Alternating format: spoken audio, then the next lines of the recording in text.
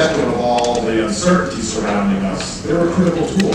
And we need to learn more about them, and given the things that we as a region aspire to, we need to engage them a lot more than we already do. So very much looking forward to hearing this story and other things we can do. And also appreciate our panelists, Misty from Comcast and Terry from TD Bank, also board members of the Board of Trade, and Misty on our executive committee and also. So thank you very much for that, as also on our panel today. Also looking forward to hearing what you all have to say. So that, we get started and learn a little bit more. So Ed, and then I know Scott's going to give us an overview of everything that's going on with the project as well. So looking forward to that.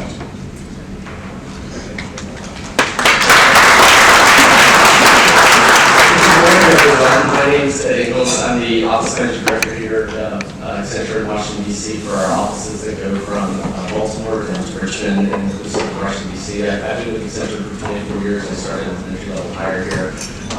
And we also, for Accenture, our customer service practice, so everything related to AI, technology, and digital. We've designed this location here in Washington, D.C., and we've doubled our office space in Washington, D.C. in the last few years. And we're super proud of that. These office spaces are home to over 12,000 of our people, and they in turn come into the office every day just because of the hospitality that we show them, and also the proximity to downtown D.C. They're also using public transportation to get here. We're super excited to be here in office locations. We've designed this location to honor the rich history, people, and culture of the district, and its connection to Maryland and Virginia, and are proud to make this space available to our nonprofit partners, one of them the Street Bridge project that you're going to hear today. This office is also the home of our CEO, Julie Sweet, our CFO, Angie Park, and our CHRO, Angela Beatty. And it's Women's History Month, so I'm super proud to host you all today. It's also great to see a lot of friends here out in the crowd, and I want to acknowledge a few of them. Clinton from Capital Area Food Bank, Southern Well-Grown, BJ Kumar from the University as well is here. So I'm really excited about this morning's program and Scott's presentation. Scott did a similar presentation for our people for our day of service that we had back in October, where we had over 3,000 of our people engaged in community service projects across the DMV. Our work with Scott, and my work with Scott began a couple of years ago when we were looking for an opportunity to really re-engage our people and get them back into the office, and this was a great project. Scott serves as the Senior Vice President for building bridges across the river. He's been the driving force behind the 11th Street project. Scott spent over 2 decades in education, arts, and nonprofit, always focused on creating opportunities for others. His passion for the spaces and civic engagement stems from a lifelong belief that the built environment should be accessible, inclusive, and serve as a bridge, both literally and figuratively, between communities. Scott's just not known for his vision, but he's known for bringing people together. And for the years that I've known Scott, his ability to work with residents, city leaders, businesses, and advocates, all working towards a shared goal of equitable development. And you're going to hear more about that today. So with that said, I'm honored to invite my friend Scott Pass to the stage.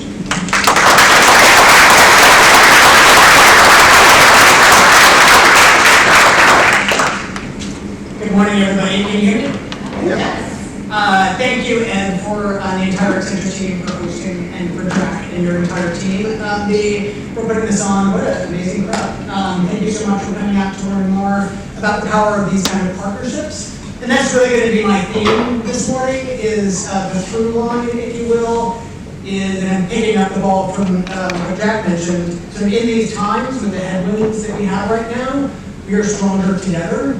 By collaborating, by being really thoughtful, by being strategic, I'm confident that we can build a more prosperous and strong local economy, right? And what that means, all of the downstream impact that has for our communities, for our neighborhoods and our residents. So you'll hear that throughout the presentation this morning. So I'm going to give a quick overview of our nonprofit, appropriately building bridges across the river.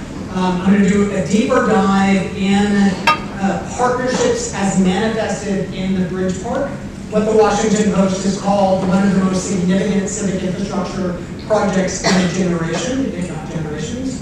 And then I'm going to talk a little bit more about our investments, not only in the bricks and mortar of the park, but the deep investments we've made in housing and workforce workforce and supporting small businesses, all of which are with partnerships with many folks in this room. And then it's going to be my great honor to bring the Misty, Ed, and Carrie up on the stage for a deeper conversation about how some of these partnerships have worked and lessons learned. So, as we start, as Ed mentioned, I'm the Executive Vice President of Building Bridges Across the River, and we are celebrating our 25th anniversary. The work that we do is multifaceted. We focus on arts and culture, health and wellness, and economic opportunity. And we do that by removing barriers to build intergenerational wealth. Particularly east of the river in Ward 8, the area we serve, that's the community we're most focused on, but increasingly across the city and across the nation. And we do this through the power of partnerships. These larger goals manifest in our 5 signature projects, the ARC. If you haven't been to the ARC, you're now formally invited. You're toured by me. We are celebrating our 20th anniversary at the ARC. We have the largest theater east of the river. We run a network of 7 urban farms for a community that has only 1 full-service grocery store, serving 75,000 residents. To address the highest unemployment in the city, we run the Skyline Workforce Center. But the project we're going to be talking about today is the 11th Street Bridge Park. It's been my honor to lead for the last 12 years. And we do all of this through, again, these larger collaborations. And I had fun over the weekend just pulling some of the snapshots of some of our partners. If you see yourself up here, thank you for the partnerships. If you do not see yourself up here, please come talk to me. Because this is how we make systemic change in the city, right? I mean, this is where we can leverage the individual assets that each one of you have for a larger collective good. Right, the critically important, and this is absolutely essential and foundational to the work that we accomplish every single day. So, the bridges, little backstory, we had these old, aged-out bridges 12 years ago that reached the end of their lifespan, a little more than that actually, and needed to be replaced. And there was this thought bubble of an idea to, instead of demolishing all of the old bridge, freeway bridge, could we extend the life of that initial federal investment and transform it into a larger physical and metaphorical bridge, stitching together the city? The Anacostia River has been a dividing line for generations, and how do we create, which is even more important I think right now, a larger piece of civic infrastructure that can bring together residents and bring together organizations that otherwise would not normally cross paths. So we were able to save the old piers, and then we're going to build a new deck that's on top, breaking ground this year. It's very exciting, it's a very big year. To build a new deck, but that no longer holds cars or tractor trailers, but that holds community-driven programming spaces. All of which supporting our 4 key goals. These are the 4 table legs that have stood up the project from the beginning to support the community's economic, physical, environmental, and cultural health. So as we began this work 12 years ago, before we engaged a single architect or landscape architect or even any engineer, we spent over 2 years just talking to local residents and stakeholders, business owners, elected leaders, civic association residents, to ask, is this even something that you want, that you need? And it's really important to recognizing the deep and sustained trust deficit that exists east of the river, because people who look just like me have come into the community again and again and made a variety of promises that, for a number of reasons, have not been fulfilled, right? So we needed to put this decision-making power right at the beginning and throughout the project in the hands of local residents. And once we got a green light after those 2 years, we said, all right, well then help us shape this project. And every single programming idea that will be on this new civic space came from local residents, these programming ideas that you see above you. And when we launched the larger international design competition back in 2014, we had a group of local stakeholders who participated in the design competition, and at the end of an 8-month the design competition that was competed by 81 of the best design firms on the planet, it was the community that selected the design. So that's when I talk about putting that community-driven decision, having decisions be driven by local residents. That's one example of that. So I'm going to take you through a quick walk across the bridge. These are some of our latest renderings. We're now at 100% design, and the team that was selected by the local residents was by the architecture firm of OMA and the landscape architecture firm of Poland. Our civil engineers are Whitman Record Associates out of Baltimore. And the design is really simple and elegant. It's sort of 2 trusses that come together, reusing the old supports to make way for all of those community-driven programming spaces across the Anacostia River. So, starting from the Navy Yard, we're going to take a little walk together across the bridge. We're capturing 100% of all the stormwater, because this park should be a model for environmental sustainability. The trusses get you up high enough for these really spectacular views, 68 feet sort of above the water table, above the river. You can see the Capitol, to see all the way down to National Airport. Center gathering place that we call Anacostia Plaza, for the Native American residents who made this their home for thousands of years. The Coke Tank, a hammock grove, a place not only of physical well-being, but mental relaxation, gathering spaces in a cafe and community meeting space, a town hall, if you will, a community front porch, another programming space. There's small, medium, and large gathering spaces throughout the entire park. A great lawn that is above all of those spaces. And if I'm allowed favorites, my favorite place on the park, Muscle Beach, not Muscle, but MUSL, named after the native bivalves who are helping to clean up the Anacostia River, an 11,000 square foot space in the nation's capital. So we are now at 100% design. We just had a really good meeting last Thursday with the D.C. Department of Buildings. We're down after the 30 permits that we needed. We're down to the last 2.5. Which we'll be getting in the next month and a half. A resident in the fall during a community walking tour good-naturedly asked me, "Scott, what's taking so long with this project?" And I thought about it for a minute and I said, well, when you're transforming an old federal highway over a navigable body of water wedged between the National Park Service and an active Department of Defense installation, it's complicated. But we've been working very closely with all of our partners. And we anticipate soliciting our general contractor this spring and breaking ground in the summer and opening up in late 2027, early 2028. But just as important as the investment in this physical infrastructure, it's really critical that we address the economic divide that exists in the city. So the river and 2 freeways on both sides have made this barrier and that has had a significant downstream impact. There's over a $450,000 delta between homes on either side of the river, right? Separated by 1,200 feet of water, right?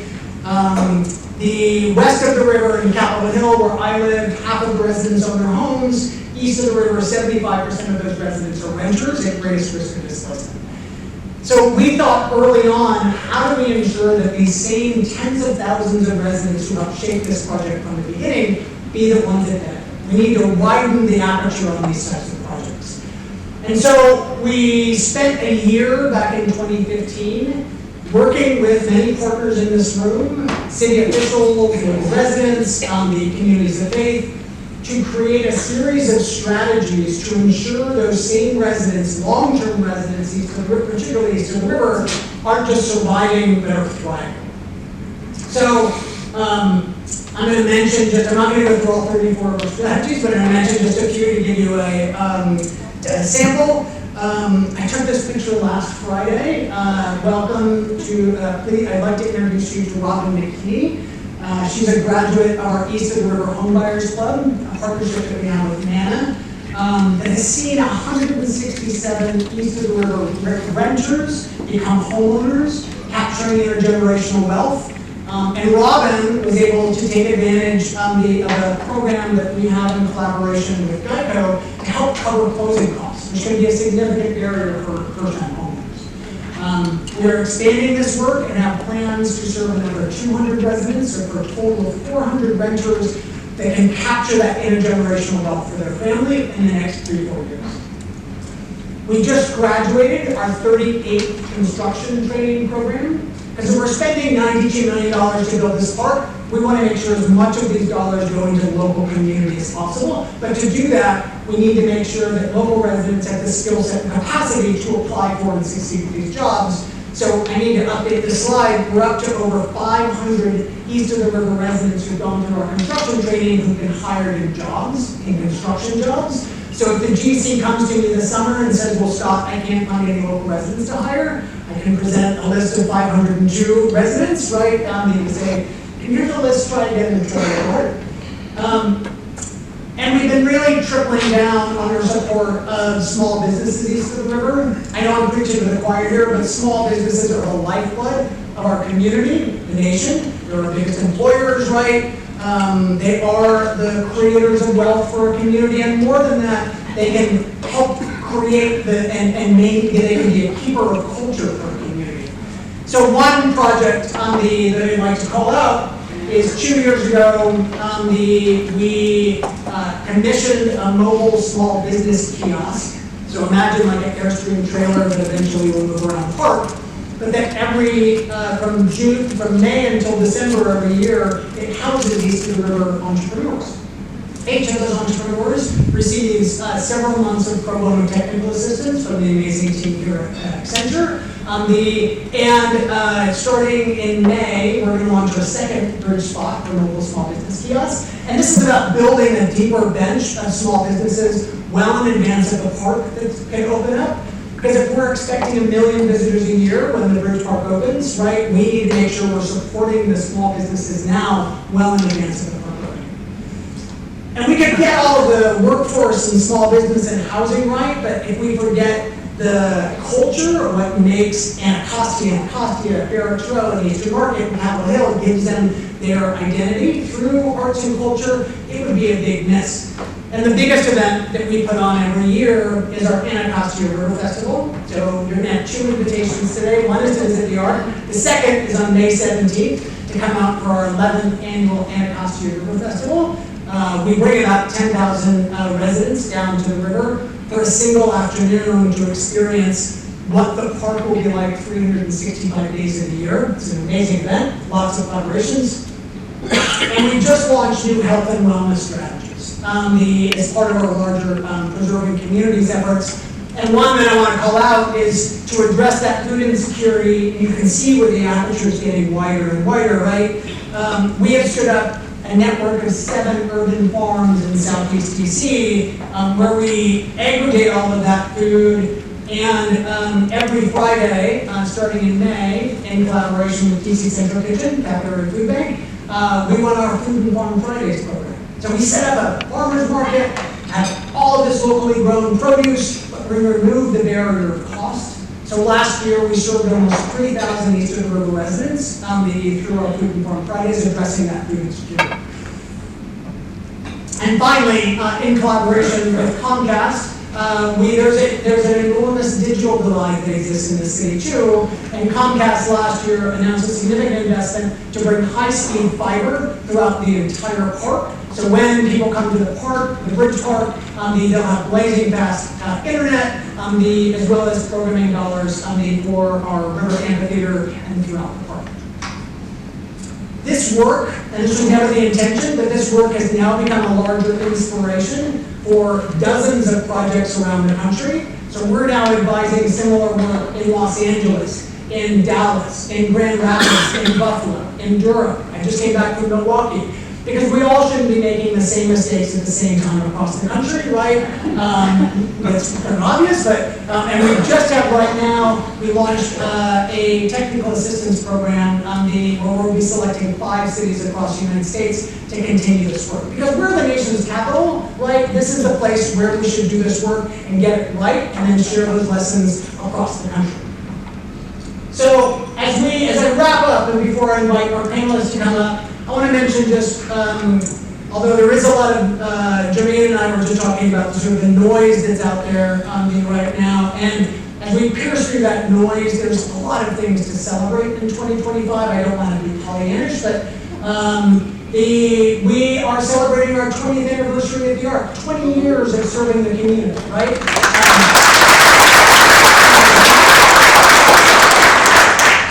On the Arc campus, we are opening up our 4th building, the Washington School for Girls, where we'll have over 150 powerful young women that will change the future for the better for east of the river, the city, and the entire country. And of course, we're going to be breaking ground this summer on the 11th Street Bridge Park. I did not think this was going to be a 12-year effort, but every right idea is the right time, and we're super excited to keep our promise to the community. And so as I wrap up, as we think about these larger power of partnerships, think of, if you don't already have a relationship with us, with building bridges across the river, think about where there might be some opportunities to volunteer on our farms, to engage with our Anacostia River Festival. Come for a tour, right? Build deeper relations with with all of your employees, right? To build meaningful change here in the nation's capital that will impact not only DC but across North America. And I'm going to end with just one shout out for our long partnership with TD before I invite the Terry University to come up. For the last 6 years, we have partnered with TD Bank for this really special program that's near and dear to my heart. We partner with the Metropolitan Police Department on the east of the river, and this year we had Chief Smith come out, where we distributed 100 bikes and helmets and locks. We distributed over 2,000 toys to east of the river, brought a little joy and light for these residents. And what does a sort of larger holiday celebration have to do with building a bridge and all of our work? Everything, right? But the only way that we can do this work is through these larger power partnerships, right, to impact meaningful change and move forward. So with that, I'm going to give a call out for each of the partnerships in different ways. So maybe we can go sort of right down and you can talk a little bit about some of the partnerships that we had in the Secretary, or has been one. Yes, so first of all, it's awesome to see so many people here, Scott, because actually it was about 8 or 9 years ago at an event similar to this that I had the opportunity to sit next to Scott. And I just asked him, what do you do? He says, I'm building a park on a bridge. And I go, what? There wasn't any fancy diagrams or anything at that time, so I had to really use my imagination. And then really since then it's just been awesome. And so many of the things that Scott put up there, we've been engaged with. The first time, Ward 8 Home Buyers Club, financial literacy, really training to get people ready for mortgages. You saw the Winter Wonderland, we've been doing that 6-7 years now. That's just what a heartwarming event to take part of. It's just been fantastic. Just to give some,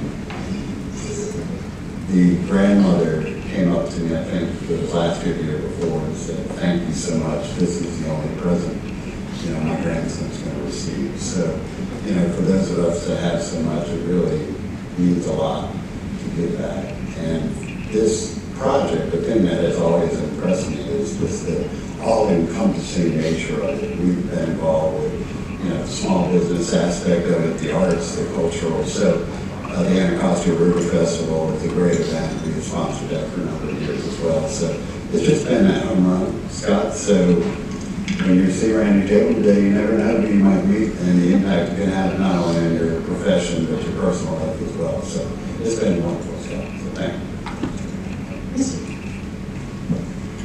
Good morning. Thank you for inviting us to participate in our partnership with Golden Bridges in the 11th Street Bridge Park as well. So at Comcast, one of our missions is to literally and metaphorically bridge that digital divide. And when Scott reached out to us to tell us about this bridge, we thought, wow, there's no greater symbolism for what we could do with the power of Comcast in our network and providing free Wi-Fi to the park users and to the community there. So we got together, learned everything that Building Bridges was doing, and it just really resonated with us as a company because, as Terry said, the holistic, encompassing approach that they were taking to the community, because we really do want to be about the community. Our employees live here, we're raising our families in these communities, and so everything that we're investing in is really for our business and our communities, and so just, it checked all the boxes as well. So we're super excited. So not only are we bringing the infrastructure and the fiber to the bridge, but we are looking forward to supporting the town hall or community room as well by creating a Comcast live zone. The idea there is that we'll have to figure out the logistics of how this will actually work, but we do want to create a space for people to come into that town hall and have access to technology that they may not have at home. And so this could be another venue for accessing the technology. Hopefully we'll be able to design some programming that will go along with that once the park is operational and support that going forward as well. So we're really looking forward to partnership, and everything that they're doing in the community is just an extension of how we want to operate as a company as well. As I said in my opening remarks, Accenture is really proud to go on this journey with the underserved the last couple of years in two different ways. One, as Scott talked about in the mobile kiosks that have been set up, our Accenture folks have been bringing, and our mission statements are here on the promise of technology and human ingenuity. We've been working as small business coaches and technical support experts for the small business that have onboarded into the bridge kiosk. And so we've been thinking about a small business that wants to know about social media, or wants to know about marketing, or wants to know about point of sale systems. We've been able to bring both our technology as well as our consulting experts to bear to help coach the small businesses and help them not only onboard successfully into the bridge spot kiosk, but also to think about as they offboard, what did they learn from the experience, how did they capture the voice of the customer, how did they build the things that we work with our large clients on, and be able to bring that very locally to the small businesses. And then the second place that we've been able to help out is around technology. We helped Scott and the team with the technology vision and roadmap on how technology is going to be used in the bridge park itself. So whether it's education programs, whether it's entertainment and community programs, and how technology is going to fuel those programs, but just quite honestly, the operation and maintenance of the park. Jamie Maldonado is here, and other folks from the team have worked to do both listening to the community and do a project roadmap, but also think about the technology decisions that are going to be made today and in the years to come, so that the park can be sustainable and operated at maximum capacity and reap all the benefits that the new technology is going to bring. And maybe sticking with you, if we can, because you mentioned this a little bit, for each of you, this is important not only because the values align with each organization and the bridge park and building bridges, but it's also essential to engage with the staff, the employees. Can you do a little deeper dive of how does Accenture engage, how does staff sort of engage, and that value that brings? Yeah, I mean, the partnership has been great, and the way that our staff works together has been tremendous. I talked about in 2001 and 2002, kind of bringing people back into the office and giving them kind of purpose and excitement around the project to work with. You've seen some of our most engaged employees participating in this program and working with Scott's staff as well. And so it's been a source of pride for us in terms of how our people engage and how they will engage, and then their local commitment to the communities as well. At a time where so many people were working remote, this was a project that we were able to bring people together in person, working with our staffs together at a time where a lot of people weren't back in the office and working together. So we have a lot of our folks that were early adopters and opted into the program, and we've seen them now thrive with our clients in the community even more because of being in office presence. And Steve, I know we've spent many months working with your team as we learn more about sort of Wi-Fi, the auto park, and some of the maps that we saw, but as well as thinking about how do we embed technology in the park. So, what do you all say? Yeah, I think for us, similar, it was our construction and engineering teams focused on a project, but this project had impact and meaning in a different way. So they were able to get behind and feel like they were really part part of history, and they're gonna have like, driving across the district, they'll be like, we did that, so it was just a different type of project that our engineers can work on, and so we're really excited. Then obviously, once the park is operational, it's just going to unleash even more opportunities for engagement, and we look forward to it. Jerry, I know we bring dozens and dozens, Yeah. so you and Chris, like the entire PJ, the entire team, Brandon, for Wake Wonderland, as well as you mentioned, our each of the homebuyers fund, to our financial literacy, So I think the pride, there's a lot of pride in when you're doing not only the right thing for your company, but for the community. And that resonates, and when you see some of our employees that have moved to different regions in the bank, they call up and say, hey, when is that winter wonderland? I want to come down for it. I mean, they take the time to actually come to the event. That says it all right there. They feel like they're making an impact on people's lives and the communities that we serve. So really tremendous. Never had any problems getting volunteers for building bridges projects. Yeah.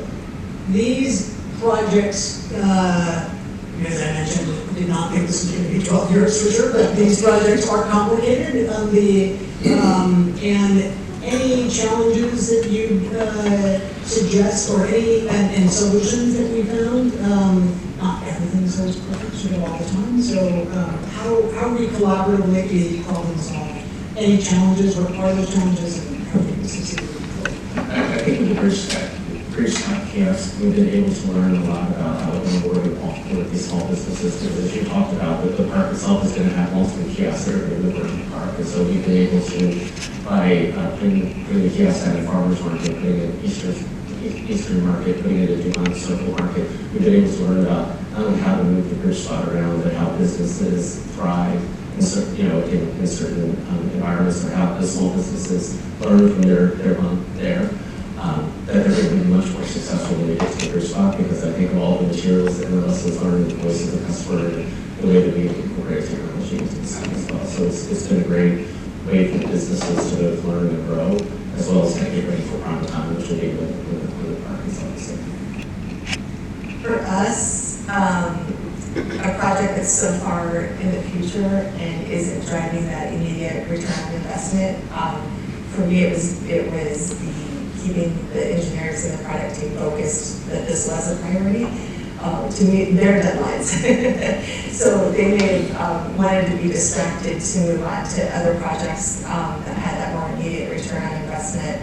But again, keeping them centered on the partnership and the collaboration and the schedules, we were able to do that. But I know there would be some internal meetings of like, this is important today too. Yeah, and I would say, a large organization like TD, our footprint, there's a lot of different projects that are going on, but I've always been able to rely on Scott and his team to help me tell the story, because it is an amazing story. So I think that partnership has worked very well. And there is something that both Scott and I know about. We can't, unfortunately, officially talk about it. But in 2 weeks, a very large award will be going to building bridges across the river in Wakefield.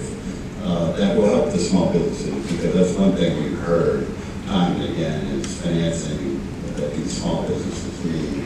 And, we do have SBA solutions, but we also need some outside help. And a company like Wakefield, or an organization like Wakefield, can certainly help make those things happen. So we're looking forward to the impact that that's going to provide. Stay tuned for that.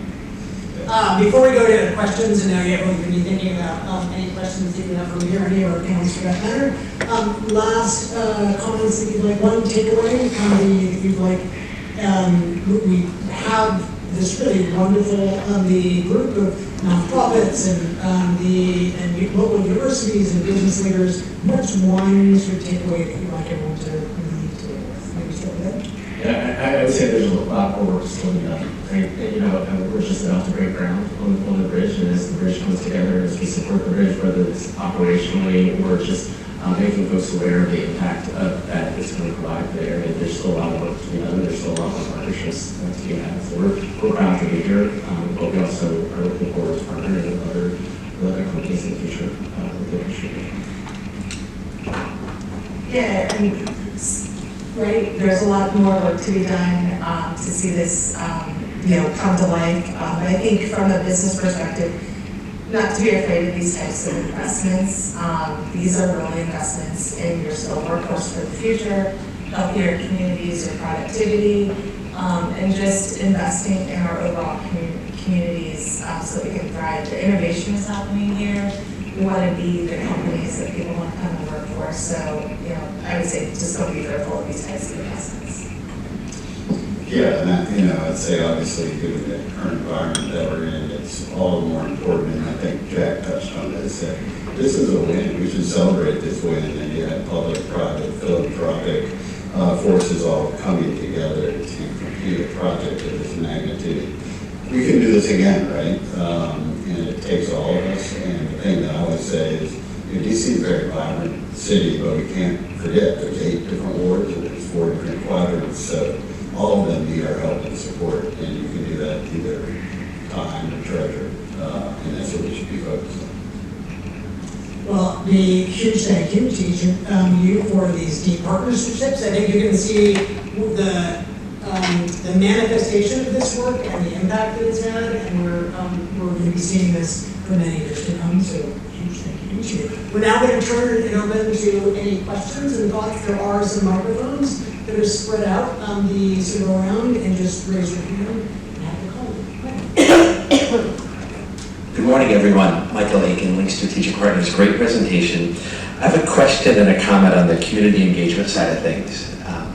A lot of projects like this are kind of designed and then sold to the community they're going to be in. You've been incredibly intentional from literally day one of a shared governance model with the communities on both sides of the bridge. And I think that's really unique and should be held up. Is that something you can speak to a bit on kind of how that has worked in this process? Yeah, thank you, Michael. It has been another example of partnerships. Working with Link to strategies to try and share all of the many different things that we do in a holistic way. But it became sometimes, just to build on your point, there are the sort of fancy renderings that's the point where we want to engage with the community. And at that point, the cake has been baked, right? And you're sort of asking for suggestions of what colors the chairs should be, not like true sort of systemic sort of questions. And to spend the 2 years, 200 meetings working with local residents and faith leaders and civic organizations, to take sort of several steps back from that moment, and in essence ask for permission was really important. And I don't want to be sort of all kumbaya, like there was a lot of skepticism, right? Of like, wait, you're gonna do what? And like, and build a bridge, but aren't you already building a bridge? And I don't like, but taking the time to go through and get that buy-in early on, and then and only then, like, move this project forward. And I was speaking to a conference, a big national conference, a few months ago, where someone said, like, well, what would have happened 10 years ago, 12 years ago, if your feedback was from the community that this was not a priority, and like, well, then we would be having this conversation. Like, I have no idea what I'd be doing, right? My background is museum education for 20 years, but I never thought I'd be building a bridge. But that sort of early, building trust is critical. A colleague of mine in Atlanta has this great phrase that he mentioned: change moves at the speed of trust. That trust is critical to all of our work. It is extraordinarily fragile. It needs to be cared, nurtured, and watered, right? At every step, we've tried to put that true agency, that true decision-making power back within those hands of local residents. I'll end with sort of one last anecdote. I mean, there was a moment, the 8 month into our international design competition, where we had 4 amazing finalists, these firms, this group of local stakeholders was having this discussion, and whatever they chose, I was going to have to go out and raise tens of millions of dollars, right? A moment of sort of high anxiety for me, right? But like, we need to trust that the community is going to make the right decisions, because we know the answers already exist in the community. We sometimes just need to stop this. Any other questions? Hey, Elizabeth. So will the bridge the Bridge Park will open and because much of the construction, much of the cost, as you can imagine, is the infrastructure. So the bridge will open all at once. So that will include the 400-person outdoor amphitheater, the environmental education center, and all of those events as well. So all of the contract will go out as in its totality. Because everything is so integrated, it's hard to sort of tease out certain elements. So we invite you in late 2027, early 2028 to walk across the bridge with us. Yeah.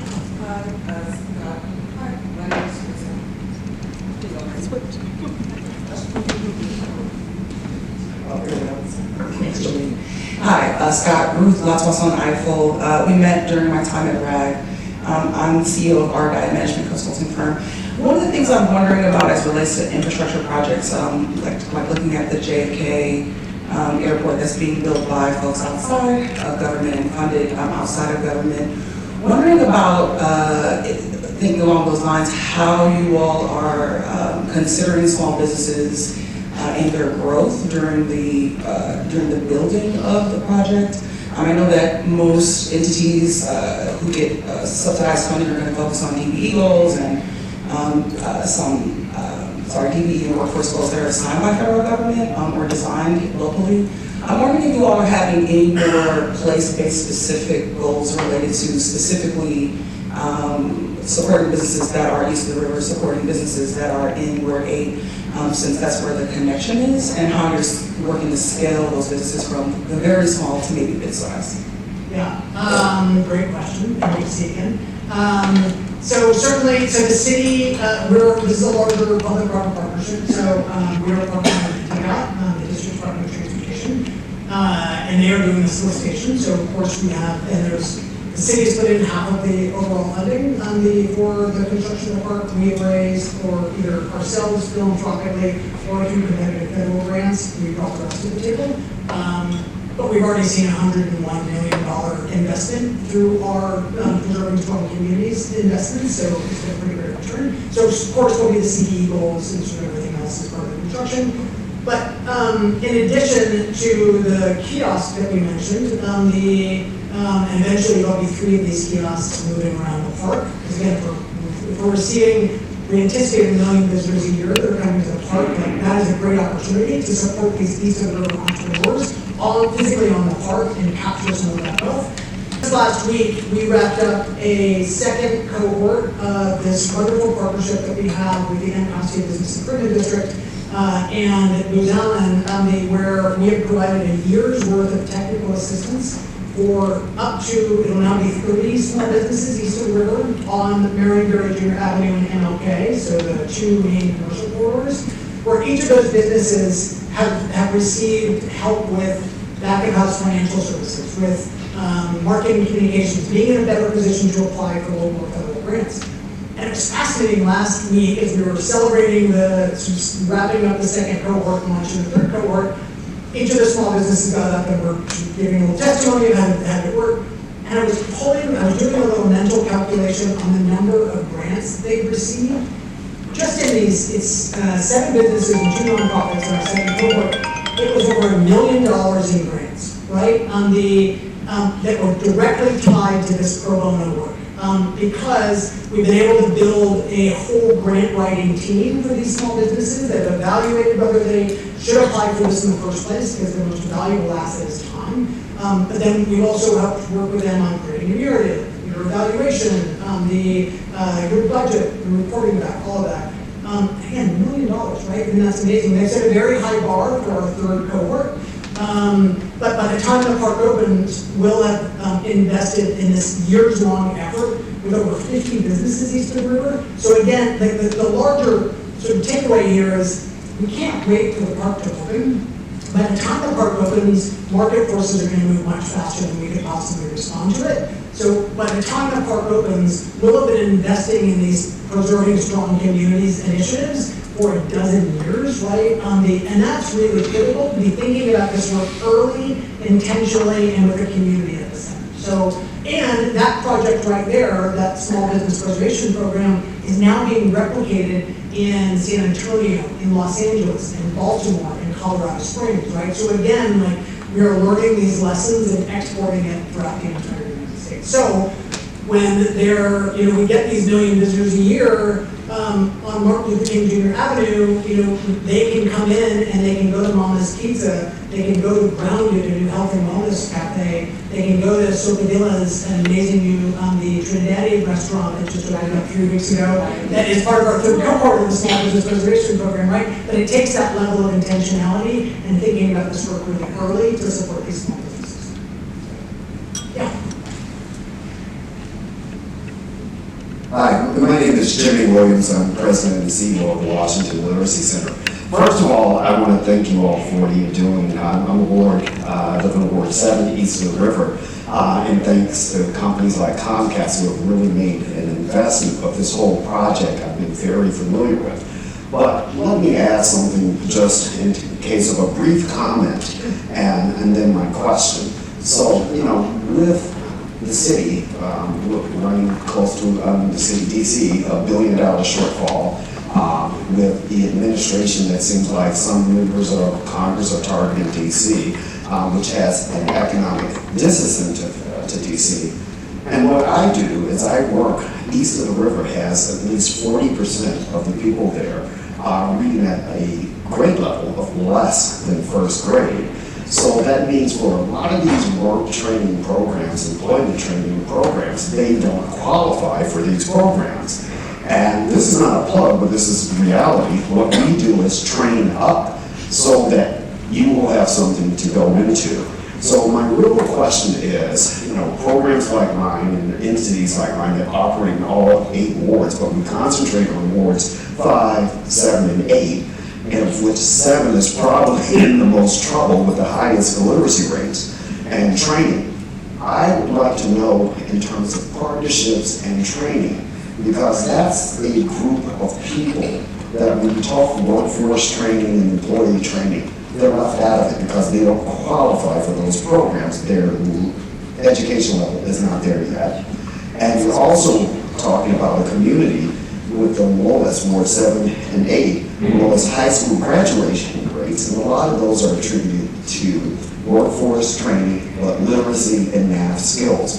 So I would like to ask you all, thanking you all for what you're doing, so I'm no way criticizing, because I love this project and have gone over there to look, but the sensitivity of looking at that large segment of people who don't qualify, and how will you all work together to make sure that, especially during these economically challenging times, that we're able to create a, no pun intended, but pun intended, a bridge for those individuals to create a pipeline. Great question, and thank you. Please come up afterwards, I'd love to grab your card, because every single one of those, the building strong communities examples are partnerships, right? We do not necessarily have all the answers. When we run our East of the River Homebuyers Club, that's a partnership with Vienna. When we run our Small Business Preservation Program, that is a partnership with Vienna. We are now working with another nonprofit called COD to do the free home repairs. They have not worked east of the river yet, and they reached out to us and said, hey, could you partner with us? Can you collaborate? So by partnering with organizations like you, I think, again, you're making wonderfully the point that we've been threading through this entire presentation, we can make a much bigger impact together. So for instance, with our Skyline Workforce Center, we have monthly hiring fairs, right? Where might there be a collaboration? We have, we're about to begin our 39th construction training program. When we identify folks who might have literacy issues, it'd be wonderful to refer them to, right? We have a resource fair every month at the ARC that we just launched last month. They would love to have you table there and should spread the word. So lots of sort of potential for collaborations, because we all shouldn't be the experts of everything, but we can bring these assets together for a larger project. Does anybody else have anything to add? Well, I agree. I mean, because when we look at it, we don't have necessarily the solution, but the organization, the strength of the organization that's presenting that type of training, that's what's really important for us. So knowing what your mission is and what your goals are and what can we do to help promote that.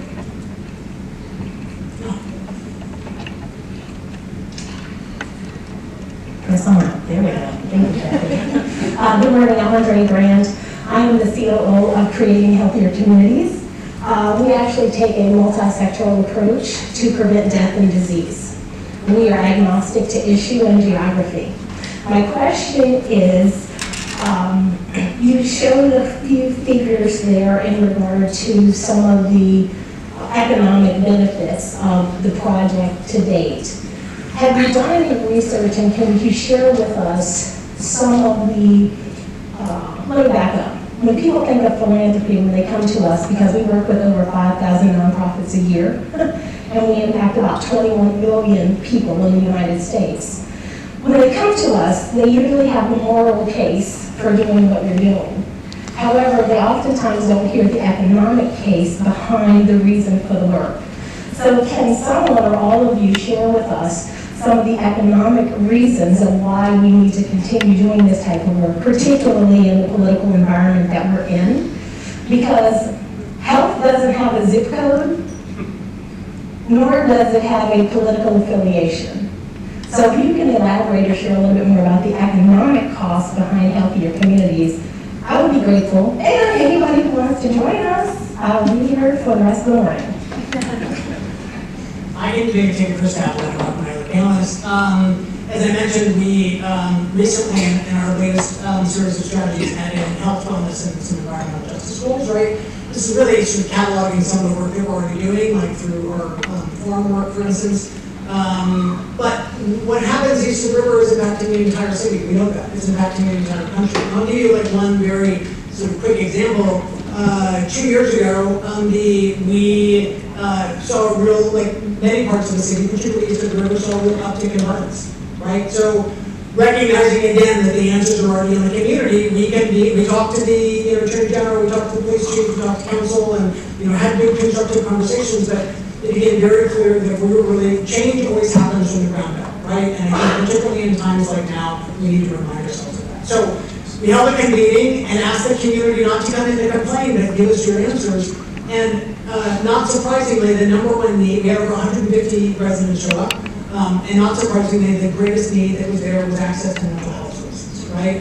For families and individuals that have been experiencing trauma, sometimes for generations, but certainly for the last several years, that was key. So, in partnership with Howard University, we launched last month free access to mental health services at the Arc. So every Tuesday from 1 to 3 p.m., residents can come in and they can get the immediate access to seeing a clinical psychiatrist, getting in whatever needs they have, right?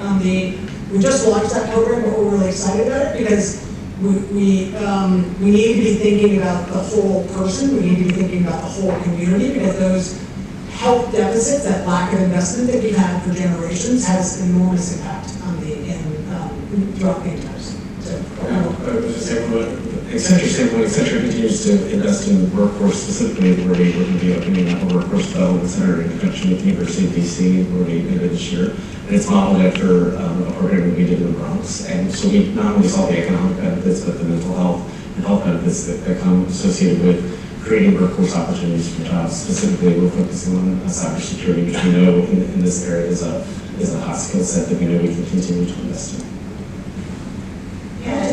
I'm sorry. We're getting ready to expand our partnership with Building Bridges as well.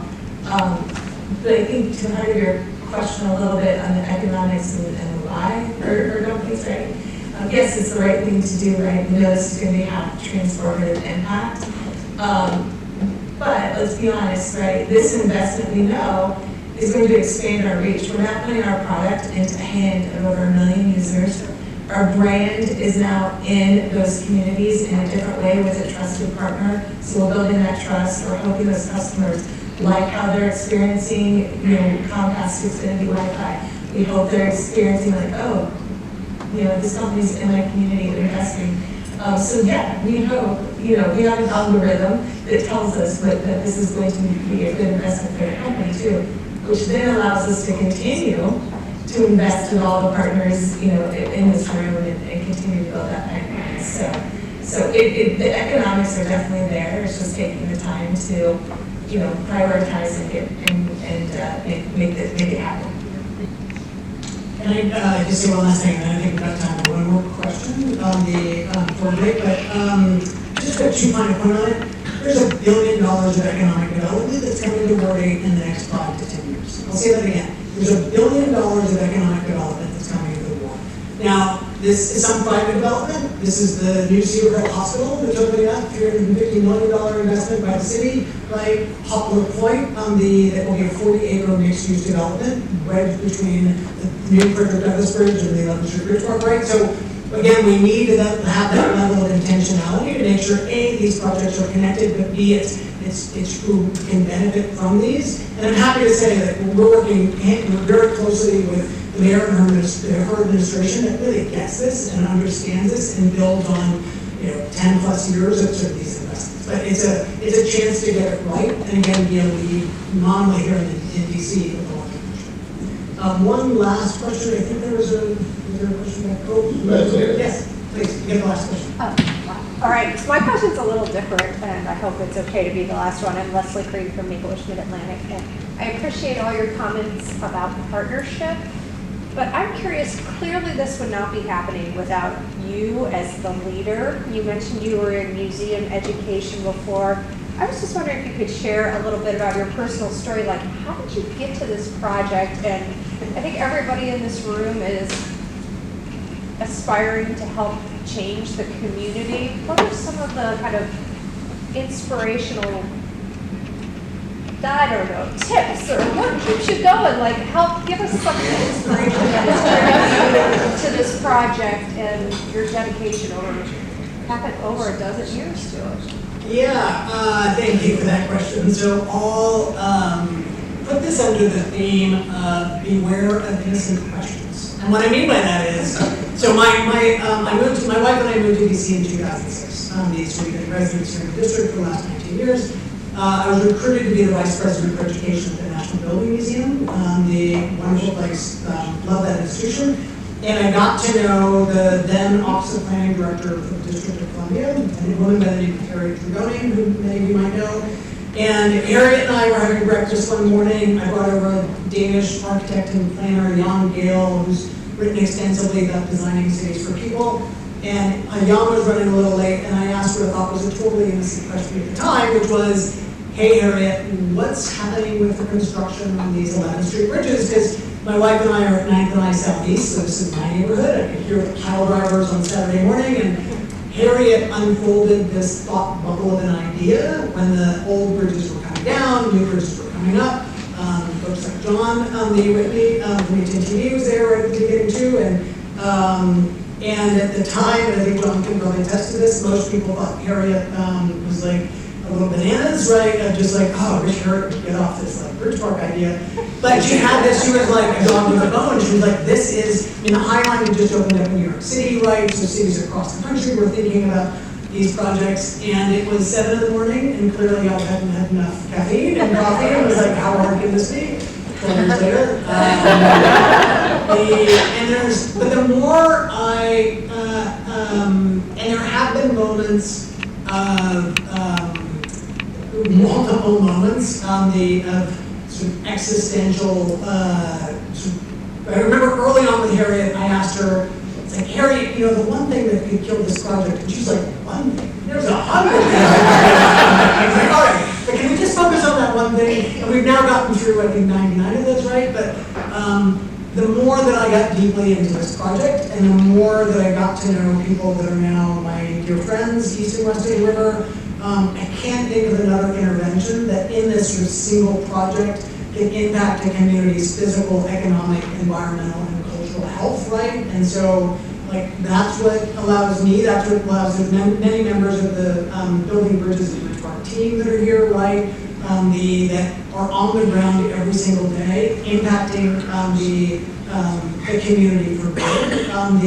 And that is just, that gets me personally up in the morning, right? In the time of all of this noise, we need to understand that good work is happening every single day in the city, and to figure out how we can support that. And I'll end with sort of, one last small example. A good friend, Brenda Richardson, who's now on our board, made a comment to me 2 years ago because during one of our big heat waves, and a neighbor of hers, single mom, 5 kids, the had no air conditioning, right? Her apartment could reach 115, 120 degrees, right? And she made that sort of as an offhanded comment. I was like, that's not right. So last year, we started a larger little mini pilot to provide 4 families with energy efficient air conditioning units, right? That was amazing, had a huge impact. We're expanding that now to 50 air conditioning units on the east of the river. And like, again, what does that have to do with building a bridge, right? Like everything. When you get a letter from Mr. Wren, one of those first residents, who I was out there Saturday morning with volunteers, like, installing this window unit. Mr. Wren has narcolepsy, he's on a disability. He hasn't had a good night's sleep in months, right? And he sent this letter to us saying that, like, for the first time in months, he had a good night's sleep, right? Like, it's those moments that, like, keep me going, and it's cutting through that noise and seeing these larger investments in what that can do. So, but thank you. Good question. If I could just add, having known Scott now for like 9 years, he has just dogged professionalism and persistence. And if you meet anybody at building bridges or the art, for that matter, Rassan, Bernard, everybody has this passion about doing things. And it comes through, you can see Scott, he's so passionate about this project. It's easy to join. So, congratulations.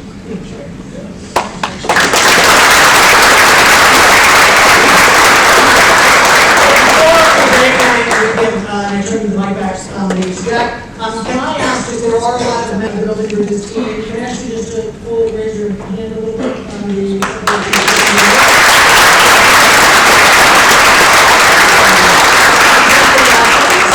But again, a huge thank you to Accenture for hosting us, a huge thank you to Terry and all of you and the Greater Washington Board of Trade, where Terry and I first met sort of many years ago. So thank you, Jim. Great. Thank you, and we'll stand ready to support you and amplify all the work you're doing with One.com, and Terry and Steve and thank you all for coming out today. Really good conversation. It's nice to see you all. Stay dry, and we'll see you soon. Thanks all.